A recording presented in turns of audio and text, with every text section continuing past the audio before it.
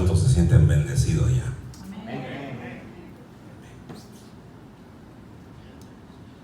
Quiero empezar con algo que la mayoría de nosotros hemos leído en las redes sociales, lo hemos visto en las noticias, en la televisión, en la radio, solamente para que nos vamos dirigiendo a lo que tengo en mi corazón de compartirles.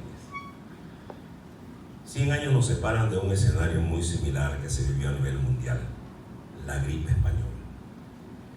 20 a 40 millones de muertos en un año, que curiosamente no se originó en España y aún no se sabe su origen, aunque se habló de Francia, sur de China, y que los soldados estadounidenses repartidos por el mundo en la Primera Guerra Mundial ayudaron a su propagación. La gripe española debe su nombre a que los diarios españoles libres de censura, no tanto como hoy, eran los que aportaban al mundo los datos sobre esta pandemia, las medidas de seguridad que se debían tomar y la evolución del virus. Es una lástima que después de 100 años la historia se repite y que a pesar de tener más tecnología y más ciencia, sigamos como antes y hasta peor. Casi 600.000 muertos en 6 meses, más o menos. Esperando resultados diferentes, haciendo lo mismo. ¿Qué es lo que movió a la gente de ese tiempo a caer en lo que cayeron? Gente que no conocimos la mayoría. ¿Qué es lo que está haciendo que hoy tengamos este problema tan grande? Casi de la misma manera que en el tiempo, siendo que tenemos muchos más recursos y muchas otras cosas que pueden ayudar para que salgamos de esta pandemia.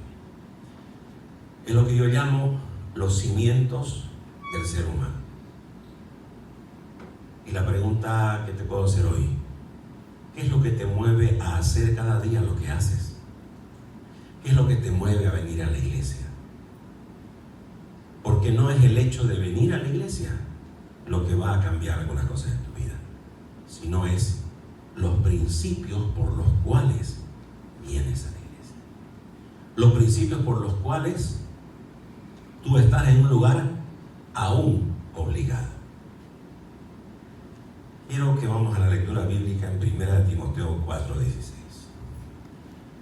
Este texto es bastante corto, pero para mí encierra un mensaje muy profundo, porque habla acerca de lo que para el apóstol Pablo en ese tiempo era importante en la vida, no solo de Timoteo, sino de cada uno de nosotros y de aquellos que tienen la oportunidad de escucharnos. Dice así la palabra del Señor. Pablo diciéndole a Timoteo: ten cuidado de ti mismo y de la doctrina. Persiste en ello, pues haciendo esto, dice, te salvarás a ti mismo y a los que te oyeren.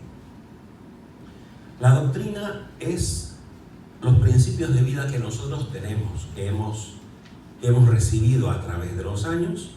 Es lo que nos hace ver la vida de una manera o de otra manera. Es lo que hace que nuestras acciones, nuestro reaccionar y todo nuestro mover en todos los aspectos de la vida, ¿no?, nos dirijan en cierta dirección. El día después del cumpleaños de mi padre, él murió. No sé exactamente los motivos de su muerte, pero en la mañana que me enteré, obviamente lloré, soy ser humano, porque me acordé los momentos, aunque muy pocos, compartidos con él. Y me acordé también de algo, que aunque no viví mucho tiempo con él, cuando empecé a conocer a mis tías y a algunos de mis primos, ellos curiosamente me dijeron de que la forma de yo pararme, de caminar, de mover mis manos, de mirar, de sonreír y de gesticular son los de mi padre, pese a que yo no viví mucho tiempo con él. Cuando era bebé, cuando era muy pequeñito, sí, estuve bastante tiempo con él, pero yo no me recuerdo. Sin embargo, esos recuerdos dejaron en mí una imagen de cómo comportarme, de cómo accionar, de cómo gesticular, y los tengo hasta hoy día. ¿Alguien me dijo, tienes que hacer lo que hace tu papá? No. Simplemente yo, mirando, se me fue, quedando en el inconsciente, y yo hago las cosas que hago como las hacía mi padre. Y me gustaría que no perdamos ninguna de las palabras que estoy tratando de decir, que las estoy tratando de seleccionar lo mejor que puedo. Porque hoy quiero obedecer en dos cosas. Una, pastor me dijo, vas a predicar tanto tiempo. Quiero obedecer. Me dijo, Enrique, no sé qué haces bajándote ahí. Hoy no me voy a bajar. ¿Y por qué? Porque la palabra de Dios dice que es mejor un momento de obediencia que sacrificios en vano. Amén. Cuando obedecemos, hay bendición sobre nuestras vidas. Vamos a orar. Padre Santo, quiero darte gracias por la vida que nos has regalado hoy y por este momento, Señor, que tenemos aquí en tu casa.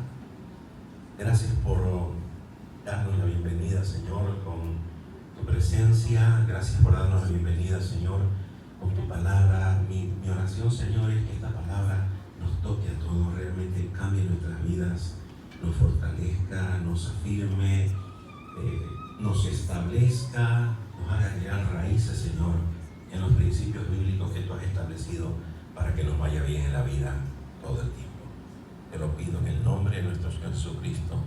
Amén. Y amén. Pues la doctrina, hermanos, es eso. Es la forma como nosotros vemos la vida y cómo nosotros la encaramos en todos los aspectos. Yo hoy te quiero hablar de dos principios bíblicos que son, creo yo, los puntales de nuestra vida cristiana. El primer punto para mí hoy es el principio de la fe. ¿Cuántos hemos escuchado a veces la definición de fe? ¿Amén? A ver, ¿qué dice? La fe, dice, es la certeza, ¿no? Y la convicción de lo que no se ve. Okay. Bien. Es una definición un poquito, diría yo, hasta filosófica, ¿no? Pero yo te quiero dar un ejemplo de un hombre de fe, que tal vez tú no lo has visto así, pero yo sí lo veo. ¿Por qué? Dice la Biblia en Hebreos 11:6. Dice, pero sin fe, dice, es, ¿qué cosa? ¿Es qué? Imposible agradar a Dios. Si tú quieres agradar a Dios, con venir a la iglesia no lo agradas. Dando diezmo, no lo agradas. Dando ofrenda, no lo agradas. Sosteniendo a la huérfana, no lo agradas. ¿Con qué es lo que agrada al Señor? Con fe. Y la fe te va a llevar a hacer todo lo demás. Pero lo importante es la fe. Yo hoy quiero hablar de ese principio. Mira, te voy a hablar de un personaje en la Biblia que prácticamente cumplió el requisito que muchos años después Pablo declaró en Romanos 10:17. Pablo declaró en Romanos 10:17, dijo, así que la fe, dijo, es por el oír. Y ese oír por la palabra de Dios que hay en tu corazón. Mira, te voy a hablar de Josué. ¿Cuántos alguna vez escucharon de Josué? La mayoría no. Yo aquí he escrito algo para que más o menos nos ubiquemos en el tiempo de Josué. Mira, Josué, según los textos bíblicos, fue el sucesor de Moisés en las campañas militares llevadas a cabo por los hebreos en la conquista de Canaán. ¿Cuántos saben quién fue Moisés? Aquí la mayoría no sabemos más o menos quién fue Moisés, ¿okay? Fue el que sacó al pueblo de Israel de Egipto, lo sacó de la esclavitud y lo llevó a la tierra prometida. Pues Josué fue el sucesor de él. Dice la Biblia que era hijo de Nun, de la tribu de Efraín. Nació en Egipto, o sea que nació en esclavitud. Y probablemente de la misma edad que Caleb, que era otro príncipe de otra tribu, que hicieron algo especial que no hicieron otros 10. Tenían más o menos 40 años al salir de Egipto. ¿Con quién suele relacionarse? Josué y Caleb. Más conocido como el siervo de Moisés. Fue el comandante de los israelitas en la batalla contra los amalecitas en Refidim. Fue una batalla en la que Moisés subió al monte con Aarón y Hur, quienes acompañaron a Moisés. Lo interesante de todo es que nosotros hemos visto tantas películas de batallas que la batalla, ¿cómo se gana? Con soldados, con armamento, ¿no es cierto? Con estrategias, qué sé yo, con instrucción a los mismos soldados, ¿no es cierto? Pero en este caso no. En este caso dice la palabra que Moisés, cuando levantaba las manos al cielo, Israel prevalecía. Y cuando él se cansaba y las bajaba, el ejército enemigo ganaba terreno. Eso, militarmente hablando, es una tamaña tontería. Pero en el principio de la fe, no. Y dice que viendo a Aarón y Hur que Moisés se cansaba, dice que hasta pusieron unos palos debajo de sus brazos para que él... Eso es tonto. ¿Cómo vamos a ganar una batalla levantándole las manos a un hombre? Pero Dios responde a la fe, no a la inteligencia del hombre. Dice que y Moisés se mantuvo con los brazos, y dice que Josué destruyó a los amalecitas en ese lugar. Se convirtió, dice, en el lugarteniente de Moisés.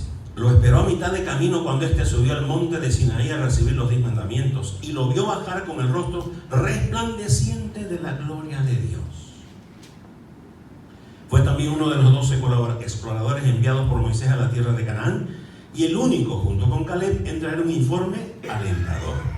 Su nombre original era Oseas, y Moisés le puso el nombre de Josué, cuyo significado en hebreo es Yahvé salva o Yahvé de salvación. Y de hecho, Yahvé lo elige como instrumento para realizar su plan de conquista en la tierra prometida. Y fue el único, escuche lo que le voy a decir, el único ser humano que osó suspender una ley natural, como el tiempo. En la batalla contra los amorreos en Gabaón, y ya no estaba Moisés, Josué estaba ya solo, estaba como líder único. Viendo él que anochecía y que estaba ganando la batalla, dijo: nos vamos a dormir y al otro día los enemigos van a estar ya con las fuerzas repuestas y nos van a ganar. Aquí el día tiene que alargarse. ¿Y qué fue lo que dijo? Algo tonto para un científico. Le dijo: sol, detente allá, y luna, detente allá. ¿Y qué pasó? Dice que se detuvo por casi 24 horas. ¿Se imagina usted? El sol detenido, el tiempo dejó de correr. Y si usted lee un poco más, en la NASA encontraron esa diferencia de tiempo. O sea que no fue algo inventado por alguien. Josué, ¿quién era Josué? Un esclavo. ¿Con qué instrucción? Ninguna. Pero ¿qué fue lo que él vivió? Desde que salieron de Egipto, él empezó a mirar ¿a quién? A Moisés. A Moisés, dijo el pastor cuando habló aquí. Dijo: ¿basta una? No, basta una imagen. A veces más, ¿no? Impacta una imagen que muchas palabras. ¿Qué es lo que miraba Josué? Imágenes de un hombre que decidió creerle a Dios.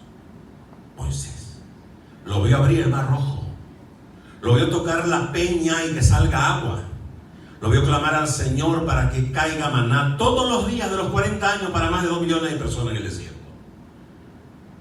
Lo vio pedir al Padre carne y cayeron las codornices.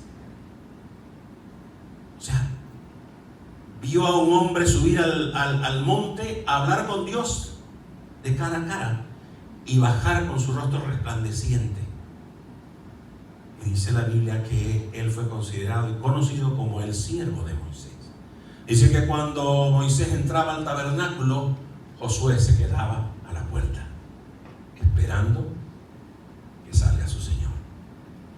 Tuvo para mí 40 años de estar mirando a un hombre de fe, escuchando, oyendo, guardando todo eso en su corazón.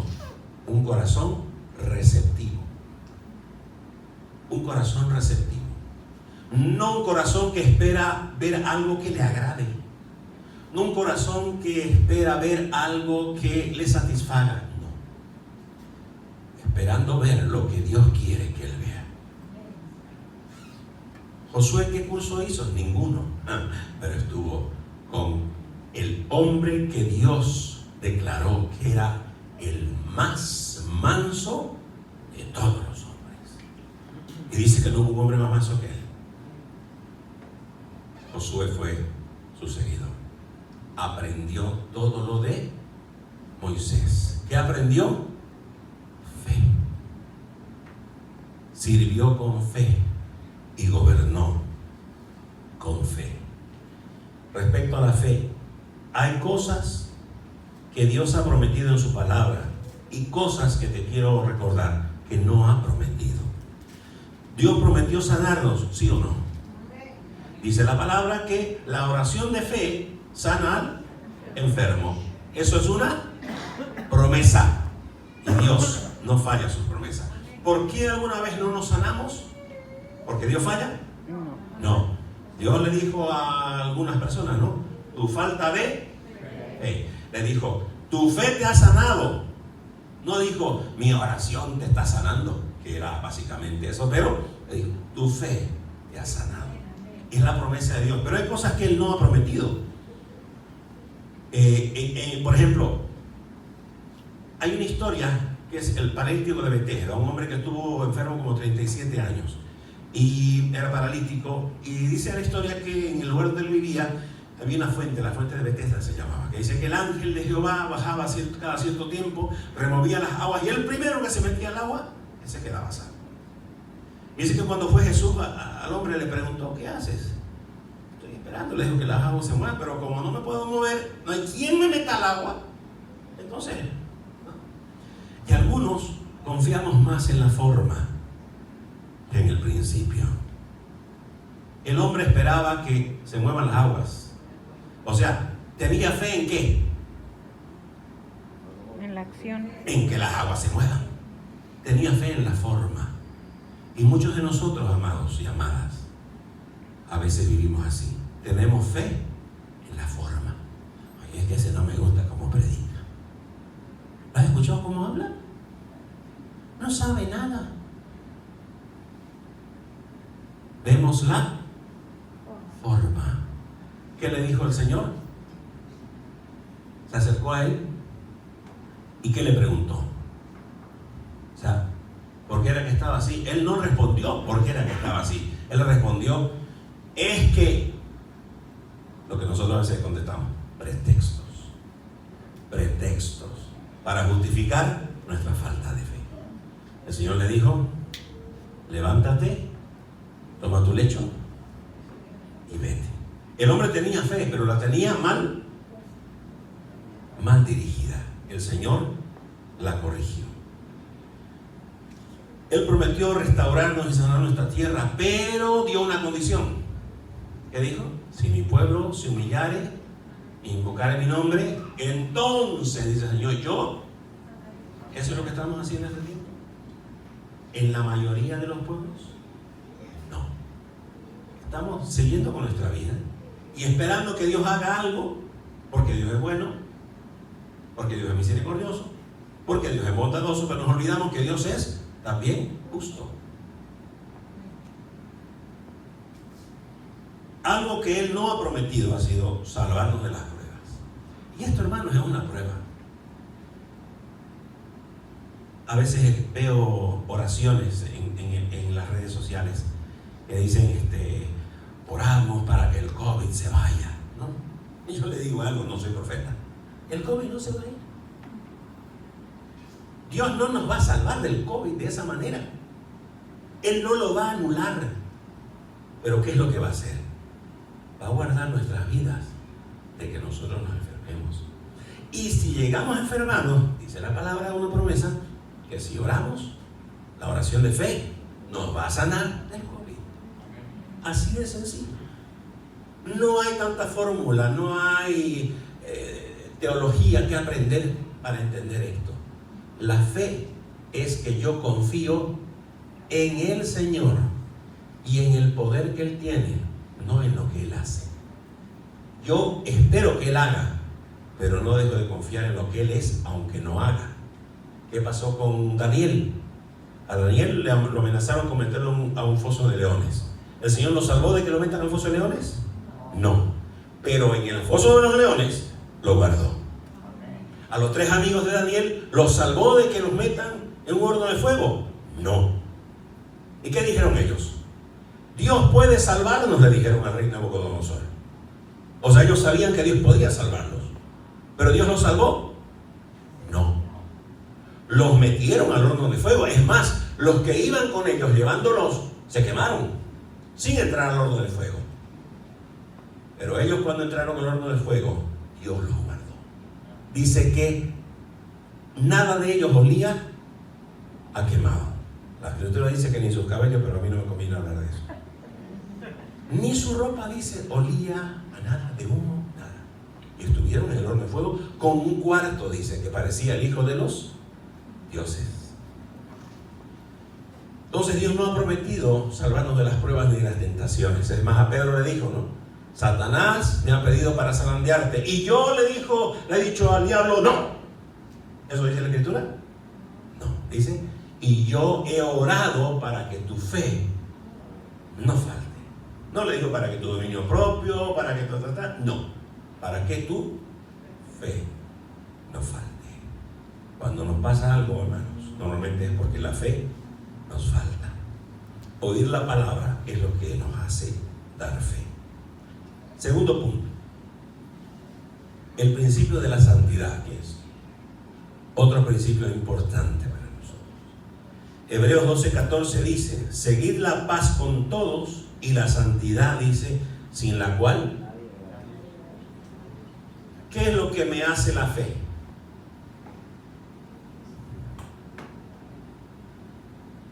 ¿Verdad? La fe que me permite agradar a Dios. Y la santidad que me permite ver a Dios. O sea que yo puedo vivir con fe y de repente agradar de alguna manera a Dios.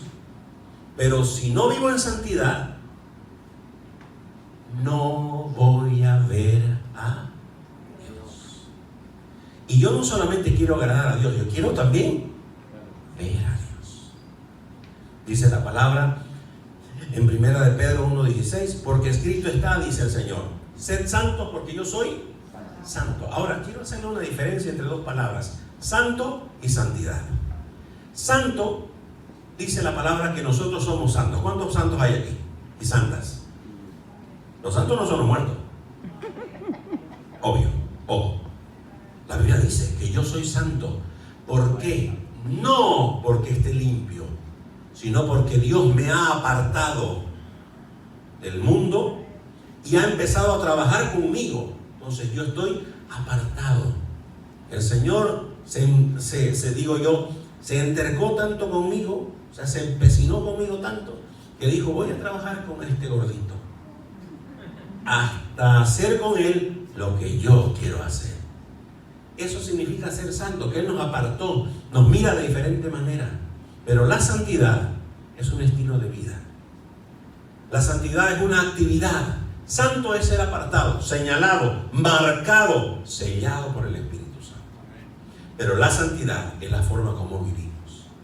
Y te quiero hacer una aclaración. La santidad no es dejar de hacer cosas. Ojo. La santidad no es, es que ya yo no bebo. Es que ya yo no fumo. Es que ya yo no, es que ya yo no lo otro. No, la santidad no es dejar de hacer. La santidad es una actividad, no una cosa sedentaria.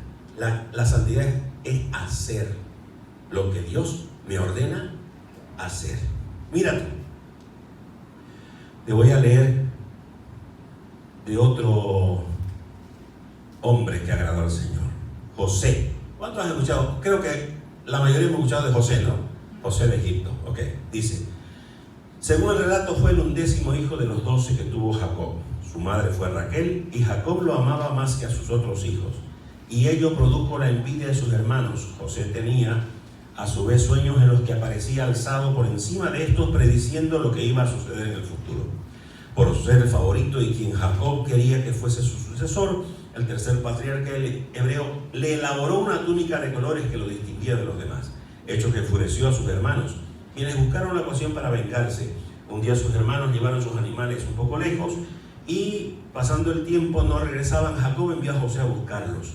Ellos, al ver que venía, dice que planearon matarlo, pero Rubén, el mayor, los convenció de que no era buena idea. Por eso, cuando él llegó, lo arrojaron a un pozo vacío de agua y lo tuvieron atrapado hasta decidir qué hacer con él. Al día siguiente pasó, dice, por ese lugar una caravana de mercaderes que se dirigían a Egipto, y Judá, otro hermano, propuso a sus hermanos venderlo como esclavo. De regreso con Jacob, le mintieron diciendo que solo habían encontrado la túnica de José, la cual la habían manchado con sangre de cordero para hacerle creer a Jacob que había sido atacado y muerto por un lobo. Jacob lloró la muerte de su hijo, y así fue como José partió de Canaán hasta llegar a Egipto, donde después de ser acusado injustamente de adulterio por su dueña, estuvo en prisión. Al interpretar un sueño profético de Faraón, fue liberado y elevado a la más alta categoría del poder en todo el imperio. En tiempos de hambruna salvó al pueblo de egipcio e hizo entrar en el país. Y bueno, la historia es más, para los cristianos es visto como un tipo de Cristo, y aún, mírate, para los musulmanes como un profeta. Ahora, ¿qué fue lo que hizo que José actuara de esa manera? Se guardara de las cosas del mundo. El adulto de su padre. En esos tiempos, hermanos, no había libros, y las historias de los ancestros iban de padres a hijos, de hijos a nietos, y así, ¿no? Iban contando. O sea, la gente en ese tiempo manejaba la memoria de una manera espectacular. Y entonces yo imagino que José, al estar tanto tiempo al lado de su padre, pues Jacob le contó las historias desde Abraham, de Isaac y de él mismo. Abraham, solo por citar un ejemplo, cuando estuvo en Egipto, dice que mintió para salvar su vida y sufrió las consecuencias. Le dijo al faraón que su esposa era su hermana, para que no lo maten. Isaac vino e hizo lo mismo delante de faraón, mintió igual que el padre y también sufrió las consecuencias. Cuando vino Jacob, ¿qué hizo? Mintió, suplantó la identidad del hermano para robarle su primogenitura y sufrió las consecuencias. Yo creo que ese muchacho empezó a captar y a razonar esas cosas entre hacer lo correcto y hacer lo opuesto, y las consecuencias que conlleva eso. Y él, gracias a Dios, un día decidió hacer lo correcto. Y es por eso que la mujer de Potifar lo acusó, pero él no había hecho nada. Yo le digo algo: si alguien tocaba a la mujer de un egipcio, lo mataban. Para mí es que Potifar no le creyó a su mujer, confió más en la palabra de José, por eso lo mandó preso. En esos tiempos alguien generaba alguna cosa negativa hacia alguien del gobierno, no lo pensaban dos veces, dejaba de existir. Sin embargo, él fue a la cárcel, y de la cárcel Dios lo llevó hasta el más alto nivel del imperio de ese tiempo, el imperio egipcio. Y de esa manera él salvó a Egipto y salvó a muchos pueblos que estaban en los alrededores. Entonces, José, ¿cómo fue que adquirió en esos 17 años que calculamos que estuvo con su padre hasta que fue a Egipto? Tuvo un curso intensivo ¿de qué? Sabiduría. De sabiduría, pero de santidad, de saber que comportarse mal trae una consecuencia y comportarse bien trae otra. Fíjense que a él se comportó bien y aún así le fue mal, pero él sabía que al final él no estaba haciendo las cosas en vano y siguió haciéndolo bien. Fue a la cárcel, ahí se olvidaron de él, pasaron como 13 años, ¿no? Desde que llegó a Egipto hasta que subió al trono del faraón. O sea que Fue instruido 17 años. Su prueba duró 13 años. Y entonces fue colocado en el lugar que Dios había destinado para él. En el mundo a veces esperamos sentir o ver cosas para convencernos. Pero en las cosas del Espíritu, mi hermano, es al revés. José no se enojó cuando sus hermanos lo traicionaron. José no se enojó cuando injustamente la mujer de Potifar lo acusó. Josué estuvo siempre a la sombra de Moisés, escuchando, mirando, aprendiendo. Y vuelvo a la pregunta que hice al principio.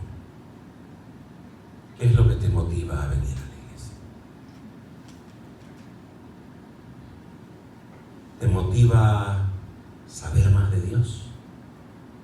¿O simplemente vienes porque es probable que te obliguen a venir a la iglesia? Yo te doy un consejo, aprovecha. Es el mejor lugar donde puedes estar hoy, escuchando la palabra del Señor. Porque la palabra del Señor es la que te va a salvar. Mi esposa tiene un dicho, dice, 4 días de vida que tenemos todavía, ¿no? Y 2 en cuarentena. Óigame, yo soy consciente de que en cualquier momento me puedo morir. Ya crucé el medio siglo. Ya esto es ya allá para mí. En cualquier momento soy consciente de eso. Pero yo sé a dónde voy. Aún con los años que tengo, quiero aprender más del Señor. Quiero obedecerle. No es importante lo que yo hago aquí. No es importante lo que toco, lo que canto, lo que ayudo. No. Lo que Dios mira en mí no es lo que hago aquí. Lo que Él mira es lo que sucede en mi corazón para hacer lo que hago. Porque hay muchos que lo pueden hacer mucho mejor que yo. Espectacularmente. A mí me falta mucho todavía. Pero si lo hago de corazón, lo hago con fe y en santidad, no solo voy a agradar a Dios, sino lo voy a ver. Y no lo voy a ver después de que muera. Lo voy a ver aquí, en las cosas que Él me va a mostrar, en sus milagros, en la forma en que me va a salvar de algunas cosas, en la forma como cambia la gente. He escuchado varios testimonios de personas que han estado varias veces en remar y esta vez como que ya, digamos, ya, ok, ahora sí voy a cambiar. Dios ha tenido paciencia con ellos. Es más, el pastor nos ha contado su testimonio también. Señor, tú has tenido demasiada paciencia con el pastor. ¿Por qué? Porque lo ama y porque espera de él no que haga algo, sino que crea. Cuando creemos, la vida cambia. Y yo te quiero invitar a que tú puedas bajar esa barrera de no querer escuchar, de que te parezca incómodo lo que se dice desde el altar. Yo te digo, no es importante lo que yo te diga. Lo que es importante es que si lo que yo te digo está en la palabra de Dios, ponle atención. Porque si lo que yo te digo y no está en la palabra de Dios, tú lo detectas y lo echas para afuera, está muy bien. Pero si lo que yo te digo está en la palabra de Dios y tú lo desechas, has perdido una oportunidad de oro. Estás perdiendo tu salvación. Y no por lo que yo te digo, sino por lo que la palabra dice.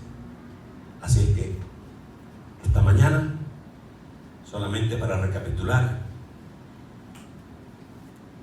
la doctrina de la fe no es creer en lo que Dios hace, sino es creer que Dios es lo que es. Haga o no haga, yo sigo creyendo que Él es mi Dios. Y la única manera de yo poder crecer en la fe es escuchando su palabra. ¿Sabe qué? Que yo en la semana no me conformo con solamente la prédica del pastor el domingo. Yo en la semana tengo algunos predicadores en el móvil, YouTube, mientras voy a trabajar, yo voy escuchando. Pero le pido siempre al Señor que me ayude a detectar si hay algo que ellos están enseñando que no es de su palabra. Que me guarde, porque no quiero aprender cosas que me alejen de la fe. Y la santidad, hermano, viene después de la fe. Cuando usted cree, cuando usted sabe lo que a Dios le agrada y usted hace lo que a Dios le agrada, eso es vivir en santidad. Porque haciendo lo que a Dios le agrada, usted se va a olvidar de hacer lo que a Dios no le agrada. Algunos están más preocupados en hacer lo que Dios, no hacer lo que a Dios no le agrada, que en hacer lo que a Dios le agrada. Si usted se ocupa, decía, creo que una señora de Calcuta decía que si estamos más preocupados en hacer el bien, nos vamos a olvidar de los que hacen mal. Si nosotros nos preocupamos por obedecer al Señor, nos vamos a olvidar de cometer errores que a Dios no le agrada. Amén. ¿Está claro? Espero haber sido claro. La fe es oyendo y la santidad es haciendo y obedeciendo lo que Dios hace. Amén. Pues quiero hacer una oración antes de terminar y decirle al pastor que en el término de los 30, 40 minutos, creo que no me aplacé. Vamos a orar. Ahí cierre sus ojitos bellos que el Señor le ha dado. Padre, quiero darte gracias, Señor, por este tiempo, por la vida, la salud que nos has regalado. Gracias, Señor, porque podemos libremente leer tu palabra, podemos libremente predicarla, podemos libremente, Señor, exponernos a ella. Mi oración, Señor, es que hoy, Señor, todos los que hemos estado aquí, tu palabra, Señor, cale en nuestro corazón, nos cambie, se quede, Señor, como una raíz, Señor, inamovible, y que crezca, Señor, hasta dar su fruto, su tiempo, que podamos verlo, Padre. Te lo pido, Señor, y te doy gracias en el nombre de nuestro